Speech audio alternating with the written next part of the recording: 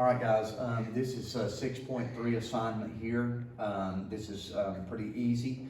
We're going to simply go over a checkbook and how to keep up with that. It's probably something that you're familiar with in the 8th grade with Miss Phillips, but nevertheless, we'll do 10 transactions for this assignment.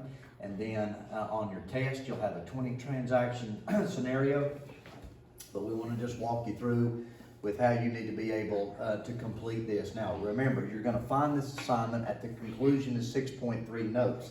Here are your 10 transactions that you see here. Now, what you're going to do, you're going to use the checkbook register that is on the 6.3 assignment. Now, it's totally up to you as to whether you want to print the checkbook register and put it on paper and then turn it in the next time you're in class, or if you want to edit it, you can. You can do that, all right? You can just put your numbers here, here, and here, and then get your balance after the 10th transaction. Bear in mind that that balance has to be accurate, and so I will grade you on your accuracy as far as that. If you're inaccurate, you need to go back and figure out where you messed up. Now, I'm not going to give you the balance for this, all right, but I will give you the ending balance for the test, and that way then you'll know where you've made your mistake. So once you finish this, you need to turn this in, and I can resubmit it to you if you're not correct. But to sort of walk you through it, all right, you have your number, your date, your transaction description, your payment deposit, and your balance. I'm going to put the notes back up, and then we will come over to the whiteboard here, and I will sort of walk you through how to do transaction number 1, and then you're on your own with transactions 2 through 10. All right, so I'm gonna turn the lights on. Looking at transaction number 1, it's March 1, 2013. Of course, these are a bit outdated. So your number column that you see here is for when you write a check. So transaction number 1, we're not writing a check, we're depositing one, all right? The only time that you're going to use the number column is if when you come to a transaction where you're writing a check, all right? So we're just gonna come over here and put number 1 over to the side. We're not writing a check, so therefore we're gonna skip the number column.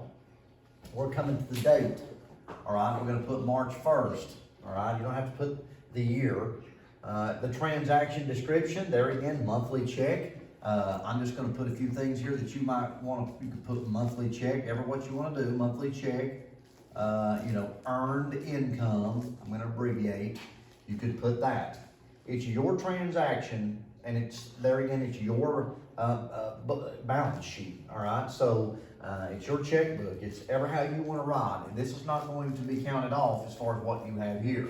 The only thing that's going to count you off or give you full credit is how you respond to the balance. So this is just secondary information, but it wouldn't hurt to be specific in your transaction description. All right, so March 1st, 2013, there is a deposit of $1,562. We're not making a payment in transaction number 1, so therefore we're going to leave this payment column blank. But we are depositing money, all right? So anytime we deposit, we put money into our account. When we withdraw, we take money out, all right? So if we deposit $1,562, here's what we're going to do. We're going to come over here and we're going to put $1,562. Then our ending balance after transaction number 1 is $1,562. Okay, simple enough. There again, we're not writing a check, so the number column is blank. We put the date, we put your transaction description. We're not making a payment in transaction number 1. We are depositing.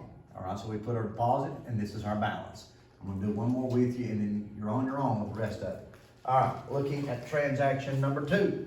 All right, we're looking at the number column. We're not writing a check.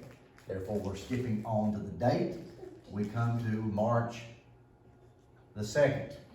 All right. Now, we come to the transaction description column, and it says we withdraw of $50 for groceries. All right. You can just put groceries. All right, totally up to you. If you want to put just groceries, you could be specific and put Ingles. Okay. Walmart, wherever you get your groceries, okay, you could be specific with that, all right? Totally up to you, all right? Like I said, it's your checkbook, okay, not mine. So, any what you want to put for transaction description, just as long as it helps you to remember. It's the whole purpose of writing this down, for reference and for remembrance. All right, we're withdrawing for $50. All right, when you withdraw money, you're taking money out of your account to pay for something. So therefore, we would have $50 in a payment column. Okay? We're not depositing anything in transaction number 2, so we're going to bring our $50 over here to our ending balance. And our ending balance would be what? That's correct, $1,512, all right? So it's just simple mathematics, it's just simple subtraction and addition. But there again, you just gotta be really careful as far as where you're putting your numbers, all right? Because this is where you can screw up, right here. And if you're off just 1 cent, you're wrong, all right? And on the test, if you're off 1 cent on one transaction, guess what? You're gonna be off 1 cent on another transaction and all the way to the bottom. So you have the tendency to miss a lot of questions. So slow down, take your time, all right, with this assignment. All right, you're gonna go on to number 3.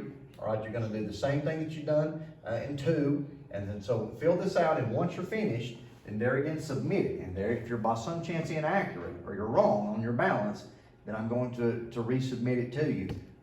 And so for you to figure out where you made your mistake. And there again, these are just real life skills. So if you have any problems or any questions, you can just let me know as far as in class. But being a remote learner for this assignment, there's no reason why you shouldn't be able, to advance through this pretty quick and complete this assignment. Have a great day.